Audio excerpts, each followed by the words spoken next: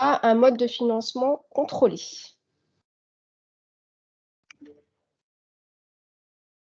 On commence peut-être par une petite présentation. Donc on va avoir la chance et le privilège de vous présenter ce webinaire à 2, donc Isabelle Prunier et moi-même. Isabelle, si tu veux donner quelques petites indications sur, qui tu es et ce que tu fais? Oui, alors je suis Isabelle Prunier, donc je suis, directrice et expert comptable, au sein du cabinet Nextinxo et je suis sur la région, Île-de-France. Voilà, donc spécialisée, ESS. Et pour ma part, donc je m'appelle Julien Barbeau, je suis basé sur Nantes et responsable aussi de l'activité, de l'économie sociale pour, ma région. Et donc j'accompagne des structures associatives, fonds de dotation et fondations, avec mon équipe. Quel petit mot d'introduction peut-être, Isabelle, qu'est-ce que tu en penses? Pour lancer le Oui. pourquoi de ce webinaire? Alors par contre Julien, juste, on voit que la première page là, à l'heure actuelle. Ah,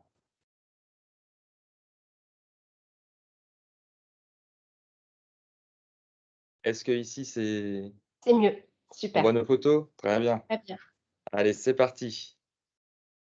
Donc quelques petits mots d'introduction, pourquoi ce webinaire? Parce que, eh bien, les structures de l'économie sociale cherchent à, diversifier leur mode de financement, parfois réponse aussi, aux solutions, de baisse de financement public ou de demande, ou de besoin de financement complémentaire, d'où le recours au mécénat. Parallèlement à ça, on observe toujours une progression, donc du mécénat d'entreprise, des dons versés par les particuliers, avec un petit peu moins de donateurs, néanmoins, et parallèlement aussi un souhait de renforcement du contrôle par, l'administration fiscale. Donc voilà pourquoi, ce webinaire, ce matin et les, messages qu'on souhaitait vous faire passer. Avec en filigrane, un fil conducteur. Alors ce petit fil conducteur, donc on a voulu le mettre en place pour dynamiser un petit peu, notre webinaire. Donc on va se mettre, tout le long de ce webinaire à la place d'une association qui accueille, des personnes en situation de handicap. Je sais qu'autour, de ce webinaire, plusieurs personnes sont, concernées par cet exemple et donc la situation, c'est, je perçois, des dons et donc je m'interroge, sur ce qui peut se passer et sur les possibilités, de l'association. Voilà, donc ce petit fil conducteur va dynamiser, va permettre de vous apporter des exemples en fonction de nos expériences, communs. Ce que l'on n'a peut-être pas encore dit, mais qui a été écrit dans le chat, c'est que donc, vidéo et micro ont été, coupés, de votre côté. Par contre, vous pouvez poser les questions, dans le chat au fur et à mesure et il y aura un temps, dévolu justement à la lecture de ces questions et aux réponses à la fin de notre présentation. Super. Alors un point, clé, les points clés du mécénat, donc déjà, qu'est-ce que c'est le mécénat? Puisque la question, peut se poser, donc puisqu'on confond souvent mécénat, partenariat, sponsoring. Donc le mécénat, il faut avoir en tête que c'est un dispositif, légal qui permet donc à soit une personne physique, soit une personne morale, d'obtenir une réduction d'impôt. Donc bien sûr, qui dit personne physique, c'est l'impôt sur le revenu et personne morale, en général, c'est l'impôt, sur les sociétés, en fonction des dons bien sûr qui auraient été réalisés au cours d'une année, à un organisme d'intérêt général. Donc ça, c'est le premier point, hein, c'est un petit peu l'environnement du mécénat. Comme je le disais, il ne faut pas confondre, ce mécénat avec le partenariat, et le parrainage, pardon, puisqu'il y a beaucoup, en fait, de personnes qui confondent ces 2 notions. Pour mémoire, hein, le parrainage, c'est quoi? C'est une opération, qui est réalisée par une structure où la personne attend, des contreparties et attend un bénéfice. On peut appeler, ici, bénéfice. Donc là, le mécénat, c'est pas du tout, ce cas de figure, puisque, et c'est indiqué dans ce support, le principe fondateur du mécénat, c'est l'absence de contrepartie. Donc, à chaque reprise, hein, il faut s'interroger: est-ce que c'est vraiment, du mécénat ou est-ce que c'est du parrainage? Cette première question est utile pour, ensuite, identifier, est-ce que je me situe dans la partie lucrative ou non lucrative? Alors une fois qu'on a cette définition, plusieurs, cas de figure également de dons, sont à identifier.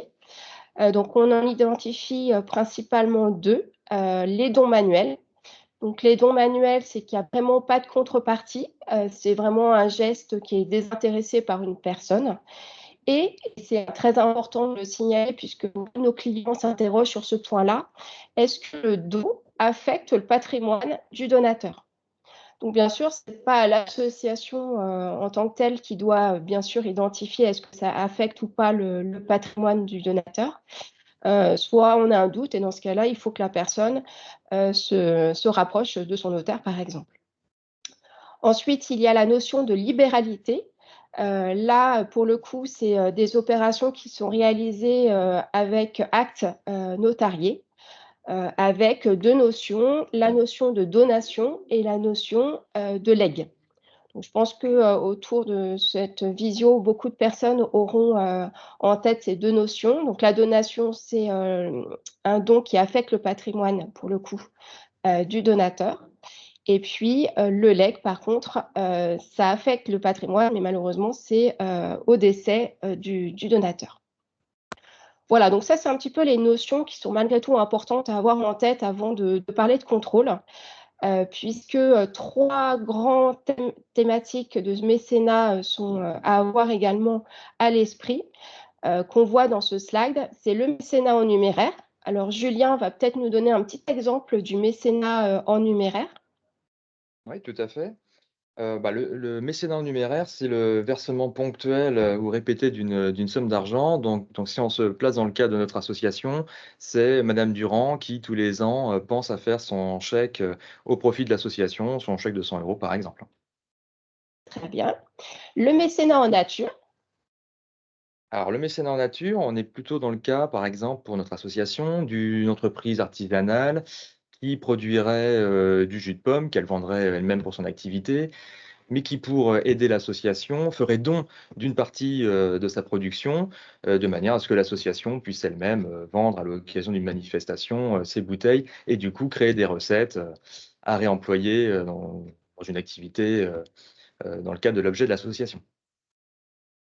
Super et le mécénat de compétences, un petit exemple également.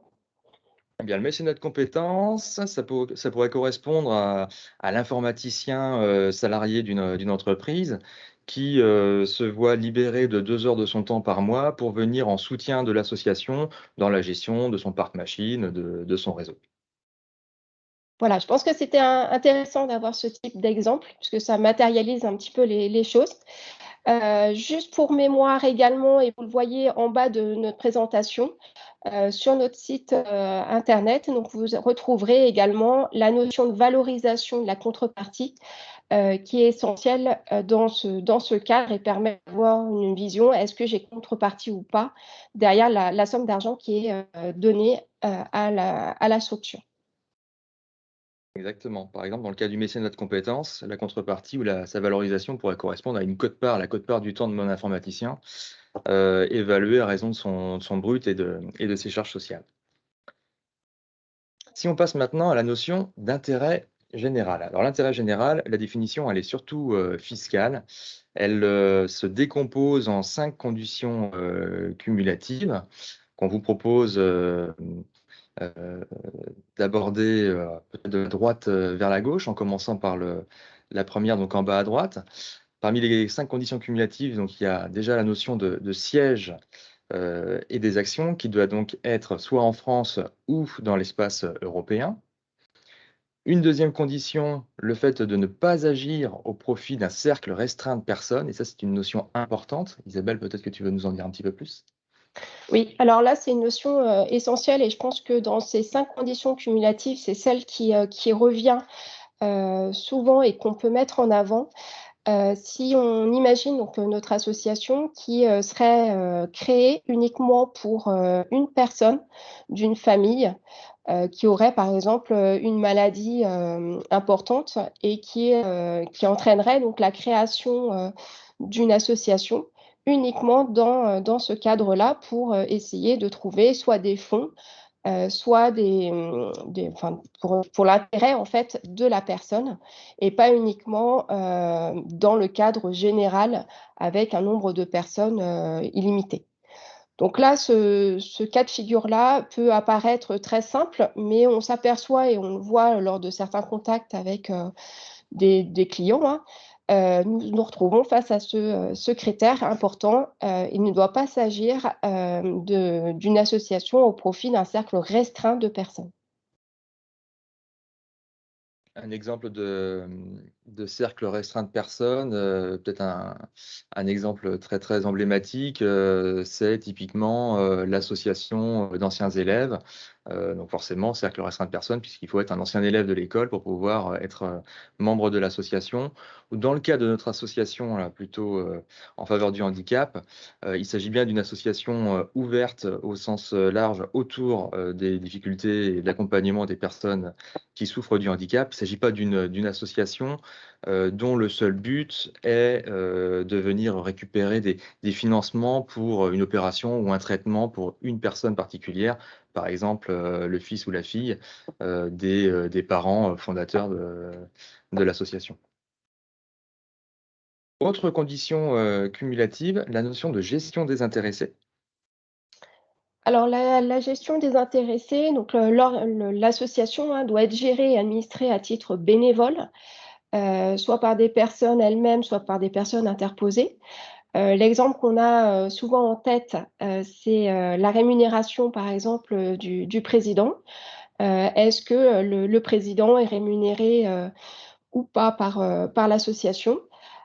Donc ça, c'est des questions qu'il faut, avoir, lors de prise de décision puisque, un président, hein, je pense que vous l'avez peut-être en tête également, mais je le rappelle, peut être rémunéré sur certaines conditions, mais ne doit pas entraîner, une distribution directe ou indirecte, hein, des excédents de l'association. Donc bien être vigilant sur cette, partie désintéressée, de la structure. Et de rester dans le cadre du coup d'intérêt général pour permettre de réaliser, et d'encaisser des dons. Un petit 4e exemple, Julien, peut-être? l'exemple, eh bien, on serait mal à l'aise si notre président ou présidente, d'association, recevait une rémunération, mensuelle de l'ordre de 3 fois le SMIC, par exemple. Voilà, la notion de gestion des intéressés, ne serait pas respectée. 4e condition, la notion, d'activité non lucrative, parce que c'est vrai que le mécénat ou les dons viennent bien financer des activités, non lucratives. Alors ça veut dire que, notre association, elle doit avoir de manière, prépondérante, majoritaire, largement majoritaire, ces activités, non lucratives. Ça ne veut pas dire qu'elle ne peut pas avoir quelques activités lucratives, elles doivent être non significatives, et donc non prépondérantes. Par exemple, le fait d'avoir, moins de c'est une sorte de franchise, hein, des impôts commerciaux, donc d'avoir moins de 72 000 € environ, d'activités, lucratives déployées par, l'association, donc qui par ailleurs aurait des activités non lucratives largement plus majoritaires que ça. Ou alors le fait de réaliser, chaque année, jusqu'à, 6 manifestations de bienfaisance ou de soutien de manière à, on va dire, à renforcer les ressources de l'association. Donc voilà, au niveau des activités non lucratives. Donc là, par exemple, pour mon association qui, vendrait lors de la kermesse, le jus de pomme donné par, l'entreprise artisanale, c'est pas les quelques euros de recettes qui viendraient mettre à mal, le fait que l'association, respecte cette condition. Et puis il y a une 5e, condition qui correspond, aux caractères prévus, par la loi, et ces caractères, ils sont décrits juste après. Très bien, donc des domaines d'activité qui sont bien prévus, hein, par les textes, qu'il faut toujours se rapprocher pour, s'assurer que, le mécénat et l'intérêt général est bien, présent. Donc vous avez la liste ici, donc les domaines d'activité, je les cités puisque, on peut comme ça les avoir en tête et ça peut faire l'objet d'échanges. Donc ce sont les œuvres ou organismes d'intérêt général ayant un caractère philanthropique, éducatif, scientifique, social, humanitaire, sportif, familial, culturel, concourant à la mise en valeur du patrimoine artistique, de la défense de l'environnement naturel et de la diffusion de la culture, de la langue et des connaissances scientifiques françaises. Donc là, dans notre exemple, je vous rappelle notre fil conducteur, une association qui accueille des personnes en situation de handicap. On se retrouve dans le domaine d'activité sociale. Donc, on précise ce point et ça permet d'argumenter en cas de quelconque contrôle de l'administration fiscale, comme quoi vous êtes un organisme d'intérêt général. Je vous rappelle que c'est important de bien documenter vos dossiers qui vont vous permettre, en fait, le cas échéant, de justifier pour quelles raisons vous vous êtes considéré comme organisme d'intérêt général. Et s'il y a un quelconque doute, pardon, vous avez la possibilité de faire un rescrit fiscal, donc un rescrit mécénat, qui vous permet voilà, de poser la question à l'administration fiscale pour vérifier que ce que vous aviez en tête est bien une réalité auprès de l'administration. Donc c'est toujours intéressant de réaliser ce type de rescrit. Après, ce qu'on met toujours en évidence, c'est que qui dit rescrit dit réponse de l'administration fiscale. Et il est vrai qu'une fois qu'ils se sont positionnés, c'est plus difficile à contredire en fonction de la situation présente dans l'association. Alors, on a petite présentation juste au-dessous. Julien était un petit peu vite, mais vous avez sur notre site internet également un guide des dons et du mécénat très intéressant qui justifie l'ensemble de ces domaines d'activité, l'ensemble des possibilités que vous avez, soit avec l'administration pour justifier de cet intérêt général, ou des précisions sur les catégories de dons que j'ai citées auparavant.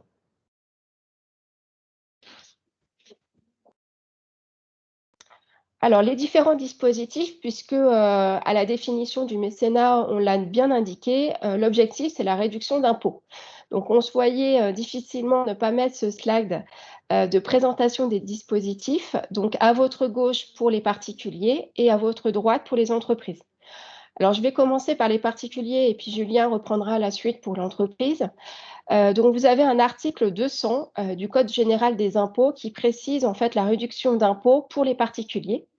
Donc cette réduction est à 66 pour l'impôt sur le revenu ou 75 dans la limite exceptionnelle de 1 000 € pour 2020 et 2021, puisque vous avez dû certainement entendre que les limites avaient progressé en raison du contexte sanitaire et des différentes situations gouvernementales.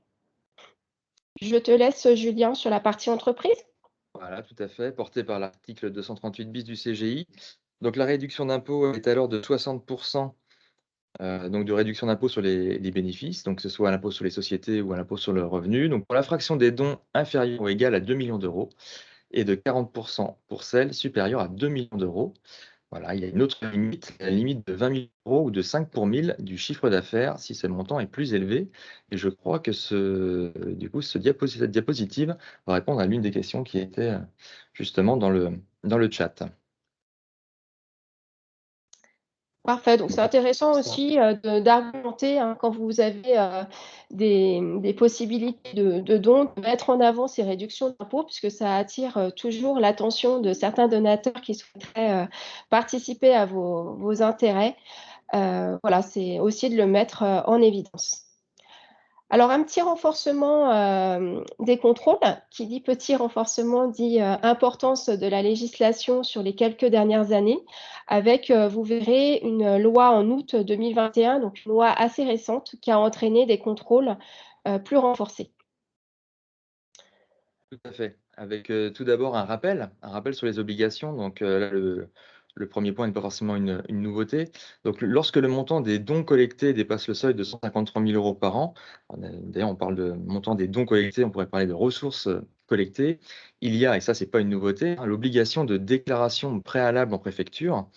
Voilà, notamment dans le cadre, en tous les cas, de l'appel à la générosité du public. Donc cette obligation auprès de la procédure, et puis aussi des obligations comptables particulières, à travers notamment la formalisation dans l'annexe des comptes du CER ou du CROD. Qu'est-ce que ça veut dire? CER, c'est le compte d'emploi annuel des ressources collectées, qui pour l'activité d'appel à la générosité du public va venir matérialiser donc les ressources, leur emploi, leur report d'exercice en exercice, les contributions volontaires en nature. Voilà, donc quelques informations autour de l'appel à la générosité du public. Et puis le CROD, qui lui est le compte de résultat par origine et destination, qui va venir ventiler l'ensemble des ressources par justement grande nature, avec notamment un focus sur ce qui est en lien avec le mécénat. Et autre point. Alors un autre point, important puisqu'il y a eu, des textes qui ont modifié en fait l'obligation et surtout les sanctions. Vous avez l'obligation de publier, vos comptes annuels lorsque vous dépassez 153 000 € par an, de dons. Donc je vous rappelle, hein, que cette publication, donc est obligatoire sur le site, du journal officiel. Auparavant, donc, cette publication était payante, donc de 50 €. Aujourd'hui, elle devient gratuite, mais malgré tout, les sanctions, sont beaucoup plus importantes puisque si vous ne publiez pas, vos comptes, vous avez un risque de sanction de 9 000 € et puis l'obligation également de nommer un commissaire aux comptes, puisque si vous dépassez, ces dons de 153 000 €, vous avez l'obligation donc, de nommer, par votre assemblée générale, ce professionnel pour un mandat de 6 exercices. Donc bien sûr, c'est lorsque vous dépassez, le seuil des 153 000 €, vous devez, réaliser cette nomination. Tout à fait. Donc ensuite, la notion de contrôle avec, plus précisément les documents qui peuvent être demandés en cas de contrôle. Alors ça, c'est pas nouveau, hein, parce que c'est depuis, 2016. Donc sont susceptibles d'être, examinés les documents et pièces de toute nature utiles au contrôle de concordance, dont la liste, ci-dessous. Alors liste, non exhaustive, hein, ça veut dire que ça peut aller, au-delà de ça. Néanmoins, les, 4 premiers éléments repris, couvrent une bonne partie des documents qui peuvent être demandés. Donc, les livres et documents comptables, le registre des dons, la copie des reçus fiscaux émis, donc bien conserver, ces éléments-là à l'appui de la comptabilité et les relevés de comptes financiers de manière à pouvoir, suivre par l'administration, donc les flux en lien avec, la réception de dons et du mécénat. Et ceci dans quel objectif? Pour permettre aux vérificateurs, de pouvoir établir un lien, un pont entre d'un côté, donc la liste des reçus, délivrés et leur date et leur montant, avec de l'autre côté les sommes encaissées donc au titre des dons, et du coup la délivrance des reçus fiscaux. Donc bien matcher, l'économie d'impôt qui a pu être réalisée grâce à la délivrance des dons et la réalité de ces derniers dans les comptes de l'association. Voilà l'objectif, derrière Alors, ces éléments de contrôle. je vous conseille, là, c'est purement opérationnel, mais c'est important puisqu'en cas de contrôle, il y a un petit peu la panique qui est là et c'est tout à fait, logique. Je vous invite à vraiment créer, en fait, un dossier, bien à part, en fait, de tous vos pièces justificatives, pour, classer, tout simplement vos reçus, fiscaux et d'avoir un dossier vraiment unique qui vous permet, ce rapprochement avec, soit un tableau de rapprochement comme l'a cité, Julien, qui permet de, vérifier entre la comptabilité et vos reçus, fiscaux, l'exhaustivité et la numérotation qu'on le verra par la suite, qui doit se poursuivre.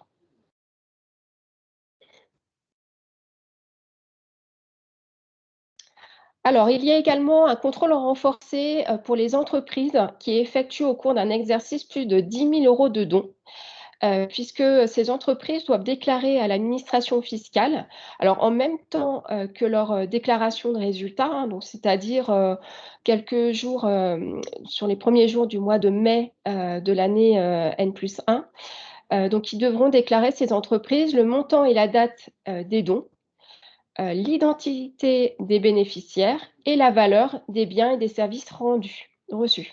Donc ça permet, à ces entreprises, hein, de transmettre l'information à l'administration fiscale et comme vous pouvez l'imaginer, qu'il y a un contrôle, par la suite entre ce qui a été déclaré et ce que l'administration, recevra, de la part des organismes. Donc là, toujours pareil, hein, dans le souci, je pense que vous l'avez aussi à l'esprit, dans le souci, de tout ce qui est blanchiment et autres, qui permet d'avoir un suivi des dons, importants et permet de vérifier les réductions, d'impôts, si les réductions ne sont pas trop supérieures à une réalité, des entreprises. Donc de la même manière, vous avez sur notre site internet l'obligation de déclaration des dons qui vous permet d'avoir plus de précision sur ce point important puisque on le voit chez nos clients également, beaucoup d'entreprises réalisent des dons à des niveaux importants, significatifs, avec des réductions donc significatives également. C'est vrai que ce contrôle, alors il n'est pas forcément, récent enfin, il n'est pas forcément nouveau en soi, il est néanmoins récent puisque ça date de 2019, je crois cette, C'est ça. obligation. Donc c'est bien de faire un petit rappel avant de commencer justement les nouveautés que Julien Tout à fait. va Tout à commencer fait. C'était pour la à transition. Ouais, donc là, on va être dans le concret des nouveautés. Alors comme c'est nouveau d'ailleurs, ça va pas être, complètement précis. On est encore en attente de décrets et de précisions concernant cette évolution du contrôle. Mais il y a quand même une nouvelle étape là qui est franchie et portée par, la loi du 24 août, 2021. Donc, son petit nom, c'est la loi confortant le respect des principes de la République, qui invite pour le coup, à ce que, donc les organismes qui bénéficient des dons, donc notre association par exemple, a réalisé une déclaration, annuelle. Donc, autant ce dont parlait Isabelle juste avant, la déclaration, c'était les entreprises qui la portaient. Donc là, c'est vraiment l'association en elle-même qui bénéficie des dons qui va la réaliser. Hem, cette déclaration dont on n'a pas encore, les informations précises concernant sa forme, on sait en revanche sur le fond qu'elle devra reprendre le montant global des dons, ainsi que le nombre de documents délivrés. A priori, pas en revanche le nom des donateurs. Mais en tous les cas, montant global des dons, nombre de documents délivrés. Cette déclaration sera réalisée à partir de quand? Donc elle sera réalisée, on va dire, sur 2022, au titre des dons et mécénats perçus sur l'année, 2021. Donc c'est un sujet, complètement d'actualité. et Cette c'est déclaration une nouvelle obligation, pardon Julien, mais une nouvelle obligation et du coup, à bien penser, sur le début de l'année 2022 puisque, comme venait de dire, Julien, cette déclaration devra être, bien sûr connue puisqu'on n'a pas encore le numéro CERFA, mais également, pensée et je pense que les experts comptables seront aussi là pour vous le rappeler ainsi que les commissaires aux comptes. Oui, puis là, il s'agit, même si on n'a pas encore le CERFA et qu'on attend quelques précisions sur la forme, d'anticiper en tous les cas la construction de l'information autour du montant global des dons et le nombre de documents délivrés. On sait que cette déclaration sera réalisée en rythme de croisière dans les 3 mois de la clôture des comptes. Les échanges là, on va dire parlementaires autour de cette loi laissent penser qu'on aura un délai une sorte de tolérance, on va dire, pour la première déclaration, celle qui concerne donc les dons perçus en 2021, qui nous amènerait à pouvoir réaliser cette déclaration jusqu'à la fin de l'année 2022.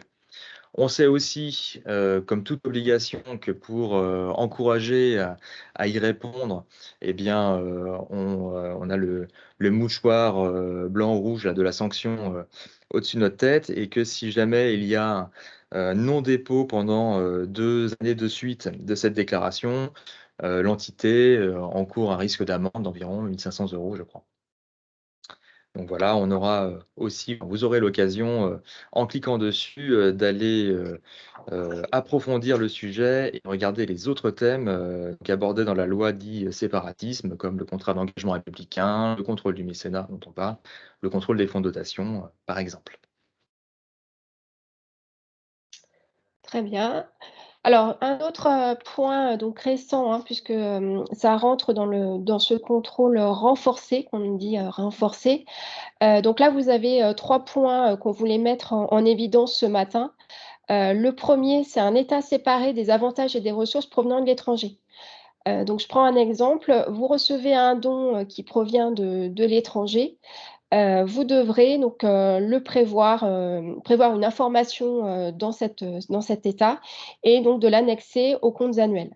Donc là, c'est plus en termes de transparence, et puis étant donné que ça vient de l'étranger, comme je le disais tout à l'heure, pour des questions de risque de blanchiment, et autres, vraiment une vigilance que vous devez avoir, pour toute association, tous les fonds qui viennent de l'étranger, bien connaître, la provenance.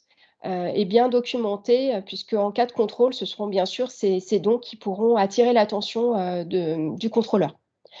Tout ce qui est, et j'ai eu, plusieurs cas, récents, tout ce qui est, don anonyme qui vient de l'étranger, attention, gros signaux puisque, vous avez un risque, surtout pour des sommes importantes, hein, un risque de contrôle, assez important et vous ne pourrez pas en plus, répondre forcément puisque, qui dit anonyme dit, risque.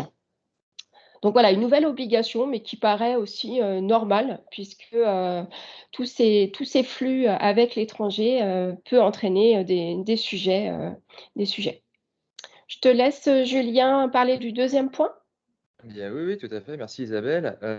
Si on se met dans le cas de notre association, depuis donc, 2018, elle pouvait, recevoir, on va dire un contrôleur fiscal qui se serait intéressé aux reçus fiscaux, émis, mais plutôt dans le cadre du contrôle du montant qui avait été porté sur ce reçu fiscal, et ça s'arrêtait à peu près là.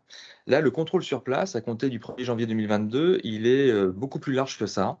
Il est, tant sur la forme que sur le fond. Il est même beaucoup plus axé sur le fond, puisque, donc le contrôleur aura la possibilité, de contrôler la régularité de la délivrance des reçus. Donc c'est-à-dire la légitimité pour, notre association, bien d'émettre ces reçus fiscaux.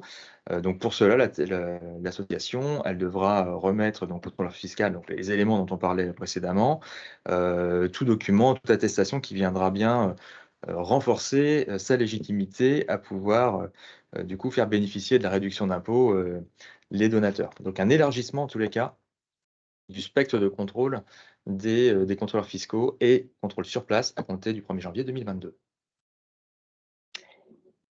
Merci et puis un troisième point, donc là, ce sont les reçus qui devront être délivrés aux entreprises. Aujourd'hui, les associations délivraient, ces reçus, aux particuliers, principalement et là, aujourd'hui, à compter du 1er janvier 2022, les entreprises devront, obtenir un reçu, comme pour les particuliers afin de justifier justement, les dons que l'entreprise aura pu, réaliser.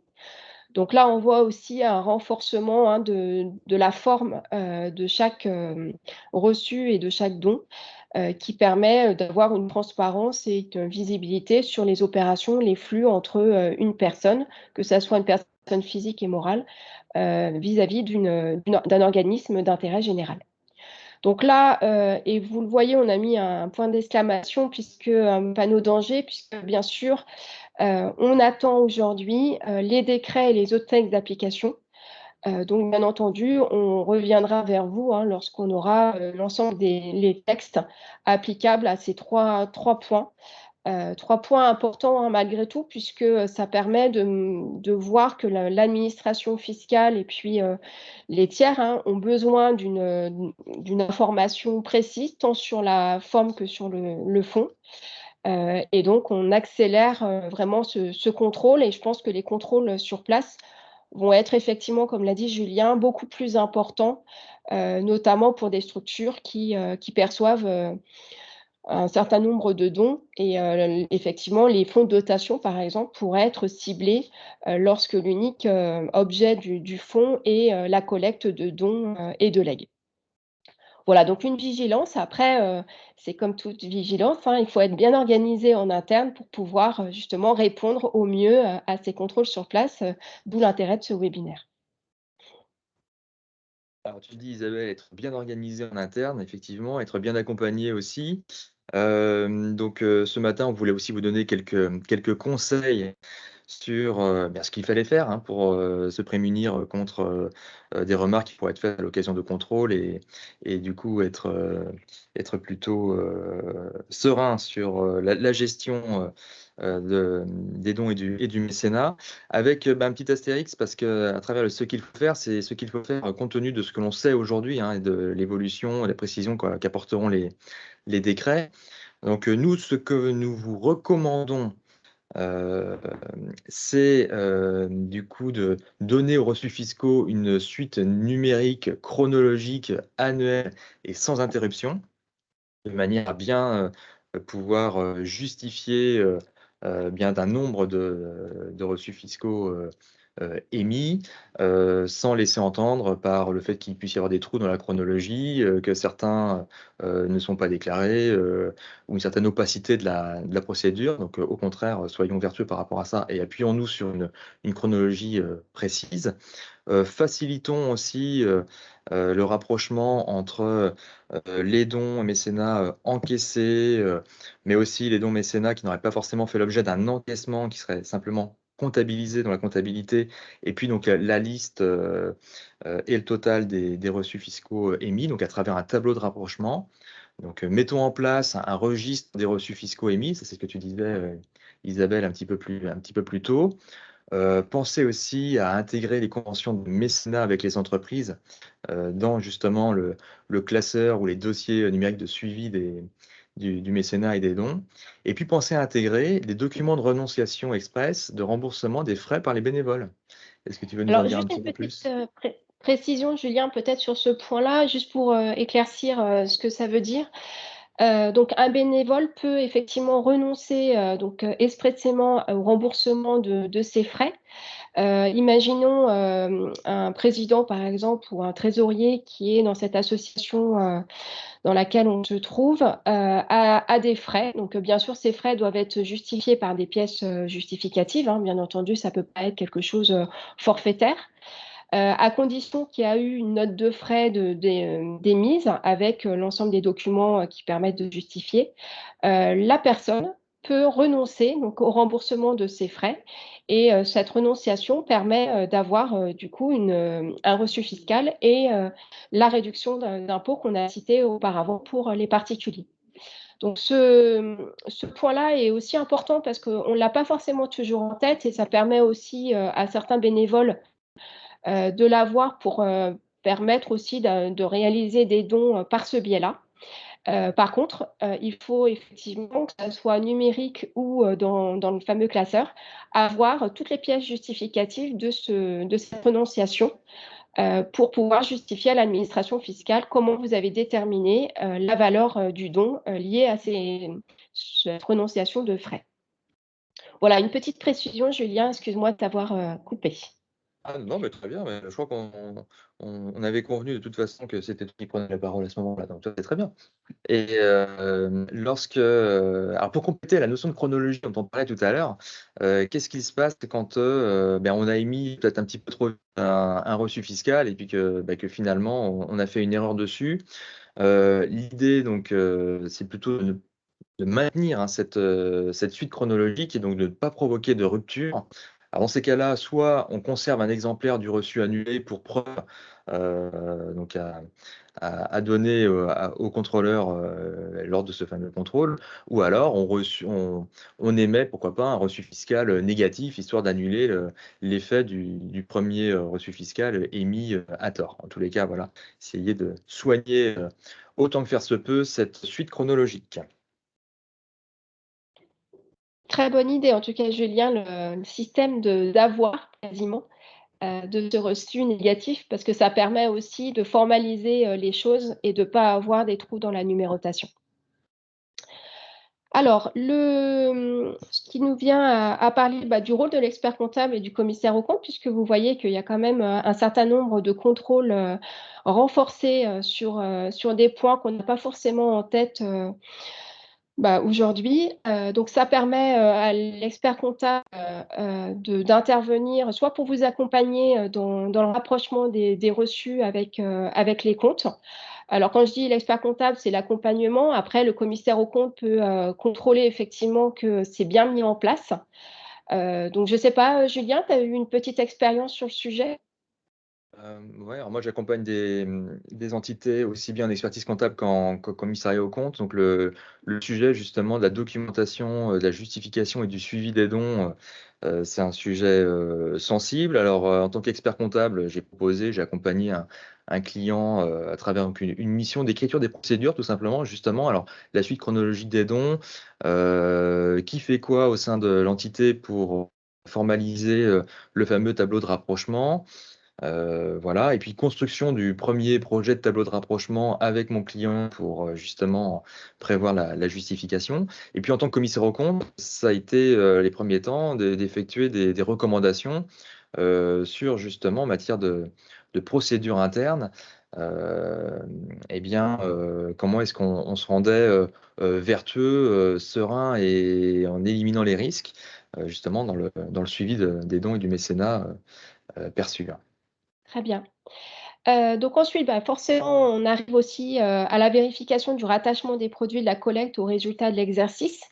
Donc, de la même façon, je pense que vos experts comptables et vos commissaires aux comptes, vont venir vers vous pour, récupérer, le classeur, ou la partie numérique, de vos reçus pour qu'on s'assure, que votre tableau de rapprochement et la comptabilité, cadrent bien avec le rattachement donc de la collecte, à l'exercice. Donc ça, c'est un petit contrôle, à mon avis, en fin 2021, début 2022, vous risquez d'avoir, des questions sur le sujet. Donc, préparez-vous.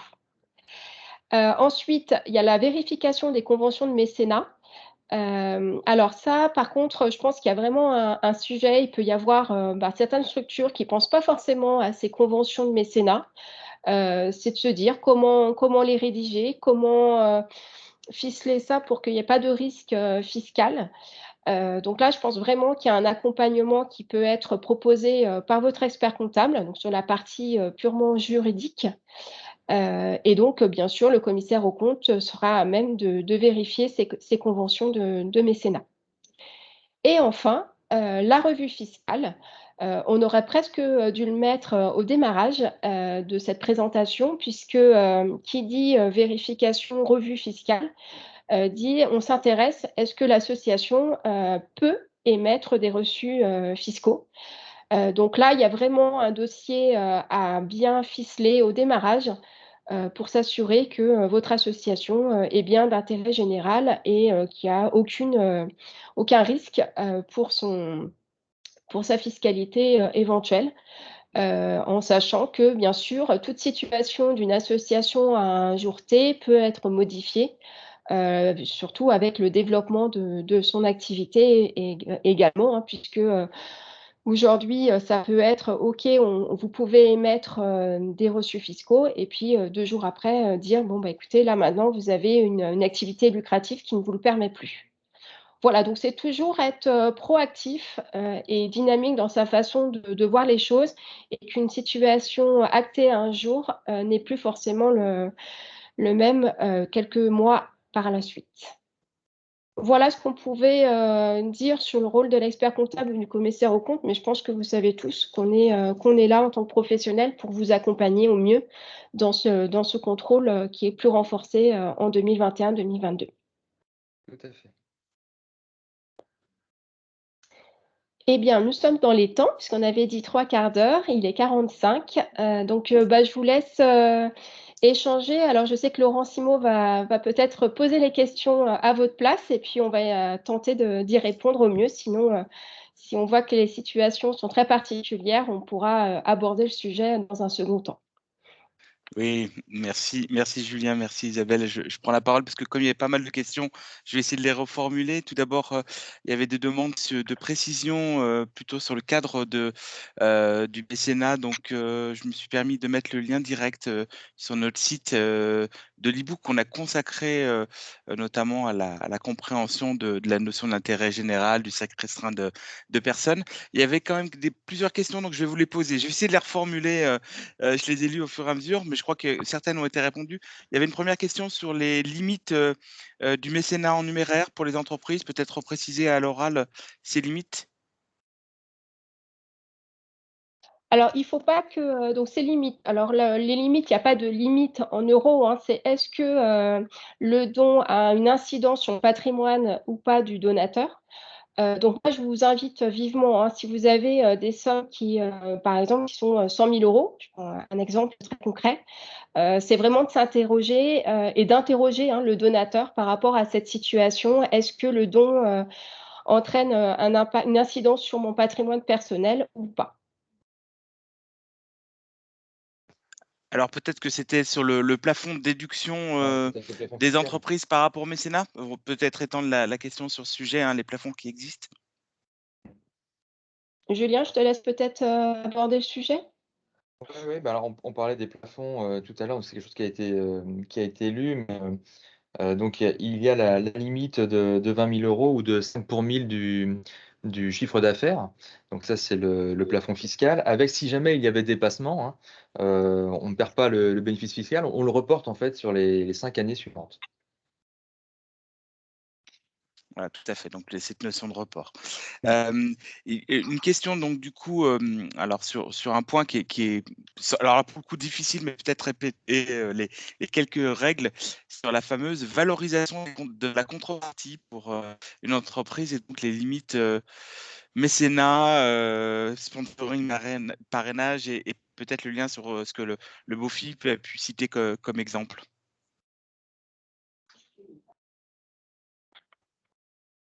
Alors, c'est ce qu'a indiqué, hein, Julien par rapport à la valorisation. Donc c'est vrai qu'on se retrouve toujours confronté, comment je dois valoriser, lorsqu'il s'agit, d'un bien, soit en nature, d'un mécénat en nature ou un mécénat en compétences. Donc vous avez un certain nombre de règles, hein, mais qui est en fonction des situations, de chacun.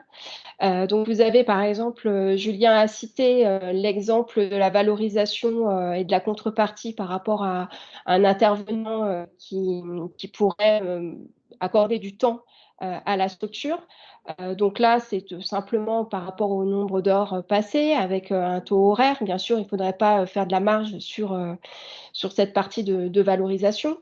Après, ça peut être, un autre exemple de valorisation et de contrepartie, c'est, la publicité. C'est un grand sujet, dans le secteur notamment sportif. Est-ce que, lorsque la personne, donne, je sais pas, une somme, par exemple 1 000 €, est-ce que le fait d'avoir son logo, à l'entrée, d'un club sportif, par exemple, est-ce que c'est du mécénat? Est-ce que c'est du, partenariat? C'est de voir la valorisation et il faut avoir en tête que, il faut s'interroger lorsque ça dépasse 10 de la valeur totale, du don. Donc cet exemple de club sportif, c'est si, c'est à l'entrée, ça va. Par contre, si, c'est tout autour, du stade, avec des grands, panneaux avec le nom de la société, effectivement, là, la question est plus, du partenariat que du mécénat. Donc c'est situation par situation, je vais presque dire, il n'y a pas un cas de figure, identique à l'autre. Faut vraiment qu'il y ait une disproportion, marquée en fait entre le montant du don et puis, le bénéfice ou la «contrepartie» entre guillemets, qu'on peut en tirer quoi. C'est une notion de disproportion marquée. En tout cas, il faut s'interroger à chaque fois, pour savoir est-ce que, au final, ce que je pense être du mécénat, est-ce que c'est vraiment du mécénat? Oui, alors peut-être juste effectivement en complément indiquer que l'administration fiscale a plutôt évoqué, 2 types, hein. La contrepartie directe qui peut être vraiment valorisée, tu parlais d'associations sportives, par exemple un prix de place, éventuellement, et la deuxième, la contrepartie immatérielle, le logo, la marque, beaucoup plus complexe, mais sur lequel il y a effectivement quelques indications et notamment en 2019, le BOFIP a précisé des éléments sur un club qui serait, j'allais dire dans un tout petit district ou à vocation nationale. Enfin voilà, c'est une notion en tout cas complexe sur lequel, par rapport à la remarque de Julien, bah, là l'intervention d'un expert comptable ou d'un tiers qui connaît le métier peut permettre de déterminer le montant, en cas de contrôle et justement, éviter un éventuel redressement. Une question, je pense importante aussi quand même, là qui est sur un cas précis, mais sur les possibilités de rémunération, de bénévoles ou de personnes du conseil d'administration, sans remettre en cause la gestion des intéressés? Oui, alors vous avez, un seuil qui est important à avoir en tête. Est-ce que la rémunération est inférieure, à 3/4 du SMIC ou est-ce qu'elle est supérieure à 3/4 du SMIC? Donc cette notion est significative puisque, inférieure à 3/4 du SMIC, ça permet en fait d'avoir un dirigeant où il y a pas de questions à se poser sur la gestion des intéressés. Donc le président, par exemple, est rémunéré, doit respecter par contre un certain nombre un cadre, hein, à la fois juridique et à la fois déclaratif. Mais en tout cas, ça ne remet pas en question la gestion des intéressés. Et après, au-dessus de 3/4 du SMIC, il y a d'autres seuils, hein, qui doivent être, suivis, avec des limites de rémunération, et de ressources. Et là, par contre, il faut s'interroger, pleinement, sur le sujet et vous avez un e-book, qui est vraiment très précis et identifié en tant que tel sur cette question de rémunération sur notre site internet. Voilà, donc sachant que sur la question précise, on était sur une structure de taille importante et qu'effectivement sur la structure qui ont des ressources propres qui sont significatives, il y a des possibilités, hein, qui sont des cas, précis. Mais effectivement, là, je préfère qu'il soit fait référence à l'e-book parce que le cadre est quand même, très très particulier. Et puis faire appel, à son expert comptable pour que justement, il y ait pas de risques, fiscaux, par la suite. Mauvaise surprise. Là, il y avait une question aussi un peu précise, mais parce que les cas forcément dans un webinaire court sur les cas du cercle restreint, donc peut-être aussi juste, ouvrir un tout petit peu sur vous avez donné 2 exemples, hein, sur, une maladie rare d'une personne isolée ou, d'un cercle d'anciens élèves. Est-ce qu'il y a d'autres exemples qui permettent d'éclairer un peu, selon vous, cette notion de cercle restreint?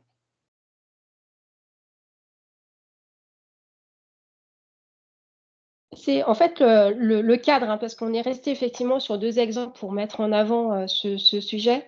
Mais je pense qu'il faut vraiment avoir en tête, est-ce que les intérêts particuliers d'une personne ou de quelques personnes, et qui sont vraiment individualisés, se posent.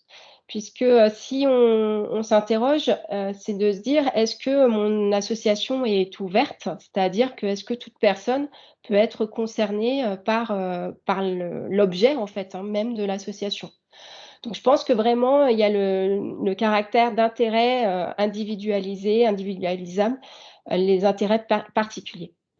Je ne sais pas, Julien, si tu as d'autres possibilités d'exemples ou Ouais, je faisais tourner mes clients dans ma tête là en me disant, les cercles restreints, mais bon des entités, commerciales par exemple qui se mettraient en association pour, partager quelque chose, mais à des fins d'obtenir des avantages en plus, individuels. Donc là, on est clairement sur de l'entre-soi, cercle restreint, d'individus, une autre dimension commerciale en plus, mais heu, voilà un autre exemple, si tant est qu'on puisse en accumuler un troisième. Ouais. et l'importance des statuts, hein, puisque, ce caractère restreint peut être identifié rien qu'à la lecture des statuts de votre association. Donc je vous invite vraiment à faire attention à cette rédaction. Et là, peut-être encore le conseil, c'est que si, on estime qu'il y a peut-être un cas un peu limite, c'est de justifier qu'on n'est pas dans un cercle restreint et qu'on est ouvert au plus grand nombre. Une question, très très pratico-pratique mais intéressante, quid des associations qui ont un siège en France et qui ont une action à l'étranger, sont-elles éligibles? Je crois qu'on a une réponse claire sur le sujet. Je sais pas. Heu, si tu as la réponse claire, Laurent, Moi, je l'ai, oui, je peux me permettre, alors. je Non, recherche non, la je vais me question, hein. permettre parce que c'est le cas des ONG ou de tout ce qui est Ouais, effectivement, alors là, pour le coup, il y a eu, c'est le cas en un Afrique, un donc article assez précis sur le sujet, qui confirme qu'une structure, qui a des actions à l'étranger dans un cadre humanitaire est en mesure, attention dans un cadre humanitaire, ce qui veut dire qu'il faut faire attention à aussi quel type d'action, ouais. à l'étranger. Mais effectivement, ça a bien été confirmé, plusieurs ONG avaient fait la démarche pour s'assurer de l'éligibilité. Hem, alors, de manière très courte, mais juste peut-être repréciser la partie entre activités, non lucratives, lucratives. Est-ce qu'on peut quand même avoir une activité lucrative non prépondérante? Peut-être juste redonner quelques Alors précisions. effectivement, on peut avoir une activité, lucrative, donc au sein même d'une association, donc c'est le principe de la sectorisation. Bien sûr, cette, partie, fiscalisée, ne doit pas être prépondérante, à l'ensemble puisque, ça entraînerait la fiscalité de l'ensemble de l'association.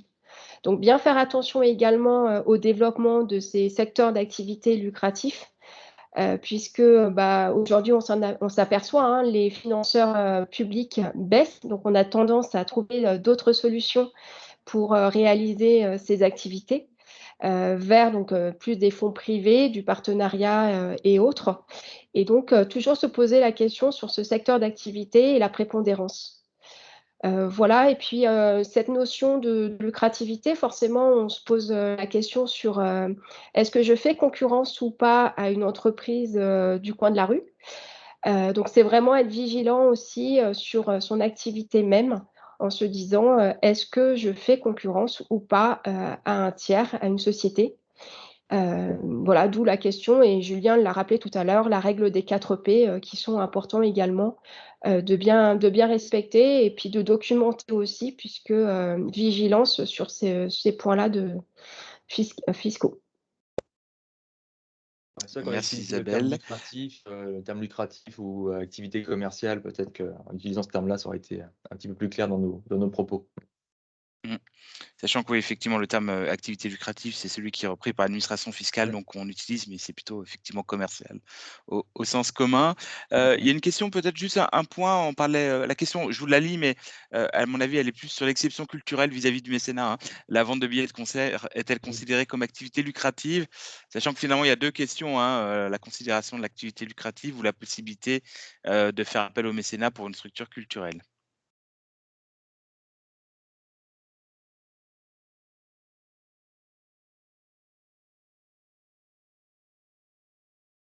C'était une question?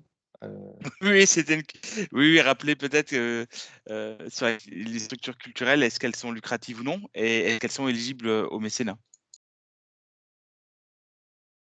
Alors oui, il faut analyser tout ça. J'ai pas les réponses. Après je sais pas, moi j'ai pas forcément d'activité, enfin j'ai pas forcément d'association, culturelle en portefeuille. Je sais pas Isabelle si tu en as? Et que tu voulais, Alors il y a de la billetterie, après il faut, s'assurer que, cette notion de lucrativité, c'est toujours pareil, hein, tu parlais d'analyse fiscale, Julien. Mmh. Sur la partie billetterie, hein, vous pouvez avoir des questions à se poser. Déjà, qui, s'occupe de la billetterie? Donc de la même façon, c'est, de s'interroger et pour rappeler également qu'une association qui a un secteur d'activité, lucratif, bien entendu et on aurait pu le rappeler, c'est de ne pas émettre de reçus, fiscaux sur la partie, fiscalisée. Puisque et ça c'est important, hein, tous les dons doivent bien sûr ne pas être reçus sur la partie, fiscale, mais sur la partie, d'intérêt général, pur avec, la non lucrativité. Oui. Du coup, oui, je pense que peut-être que la question était enfin, j'imagine, hein, savoir si c'était sur une manière, exceptionnelle ou courante, Ouais, c'est ça. cette Effectivement activité, hein. exploitation. Donc c'est vrai que si c'est une structure, on va dire culturelle qui ne fait que ça, elle sera dans un cadre fiscal, hein, et soumise. En revanche, elle sera, puisque le domaine culturel est éligible au mécénat, en Mmh. mesure, c'est un peu l'exception culturelle, d'émettre de reçus fiscaux. Après, effectivement, si c'est une activité accessoire, l'analyse est sans doute un petit peu différente. Je vais peut-être me permettre la question suivante qui est sur les exemples, différentes cas de figure, du coup, faire référence, au guide, qui vous a été mis dans le lien.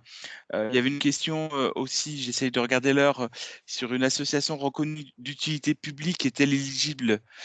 Je me permets de répondre parce que, en fait, c'est pas tellement le problème de la nature, si elle est reconnue d'utilité publique, mais bien tous les autres critères.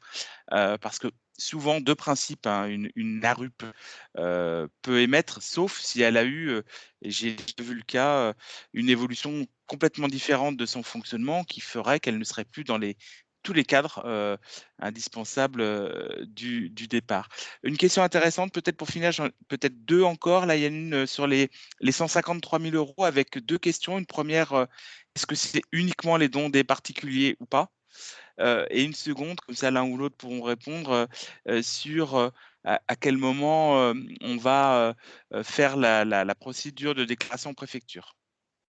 Alors je crois qu'enfin pour les 153 000 €, on parle de ressources collectées, donc dons et mécénat. Voilà, donc c'est bien les 2 cumulés.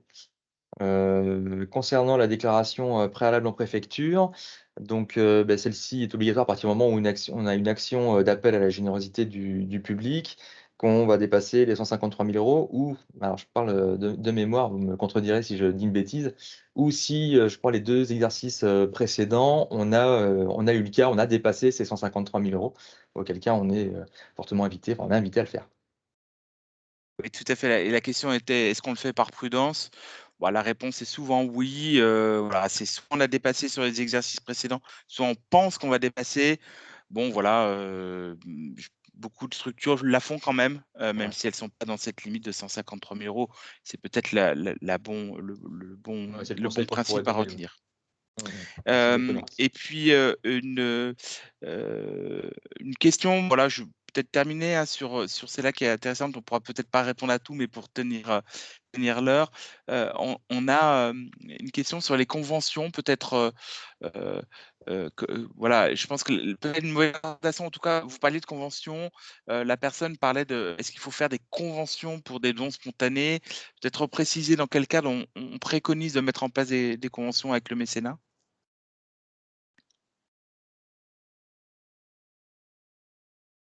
Enfin, Isabelle ou moi, enfin n'importe. Alors, Euh, les conventions, ça permet de formaliser. En général, c'est lorsque c'est avec des entreprises. Lorsque vous êtes avec un particulier, en général, c'est un geste qui est désintéressé et qui entraîne un reçu fiscal. Le fait d'avoir un montant de dons significatif, à mon avis, vous avez tout intérêt à rédiger une convention de mécénat. Voilà, qui permet d'argumenter aussi, hein, le fait que c'est du mécénat et qu'il n'y a pas d'intérêt particulier, de contrepartie directe. c'est juste le formaliser, en fait, hein, pour pouvoir le mettre à l'appui du dossier et renforcer l'argument fiscal. En fait. C'est ça. Très bien. Bah, il y a quelques autres questions. On ne pourra pas répondre à tout parce qu'il faut tenir la fin. Peut-être juste une. Je réponds directement. Je me permets. Il y avait une question sur une structure qui deviendrait entièrement fiscalisée parce qu'elle a une activité lucrative prépondérante. Bah oui, elle perd le bénéfice complet de pouvoir émettre des reçus fiscaux, puisqu'on juge en fait qu'elle n'a plus d'activité non lucrative en tant que telle, puisque voilà, elle est finalement à l'intérieur d'une activité lucrative prépondérante.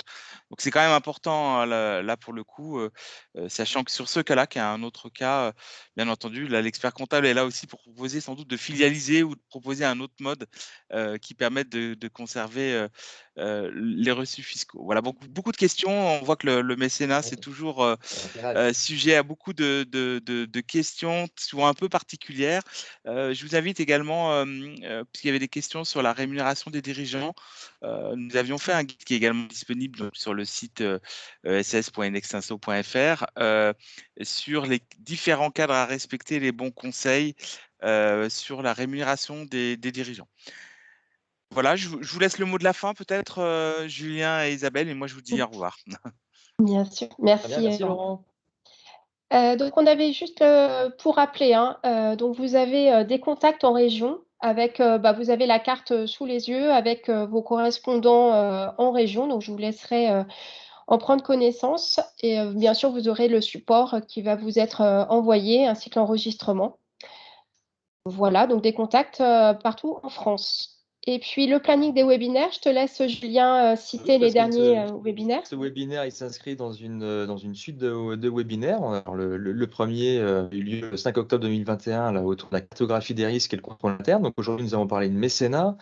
Le prochain, le 1er février 2022, tournera autour de l'actualité du secteur. Puis nous aborderons des thèmes plutôt juridiques le 5 avril 2022. Et enfin, en juin 2022, la question de la représentation du personnel. Voilà, à des heures différentes qui, espérons-le, vous satisferont. Et vous retrouverez notre actualité et ce qu'on pourra écrire ensuite aussi à la sortie des décrets, par exemple, là, concernant notre problématique mécénat aujourd'hui et le fait qu'on n'ait pas toutes les informations sur le site L'Essentiel, dans l'onglet événements. Voilà, ce webinaire, se termine. En tout cas, on vous remercie, de votre présence et puis n'hésitez pas, surtout à revenir vers nous pour plus d'informations ou de conseils. Je vous Exactement, des souhaite sujets une qui. excellente journée. Alors moi, tout pareil, excellente journée à vous et puis des sujets qui méritent parfois de d'analyser au cas par cas. Donc, à votre écoute. À bientôt. À bientôt à tous.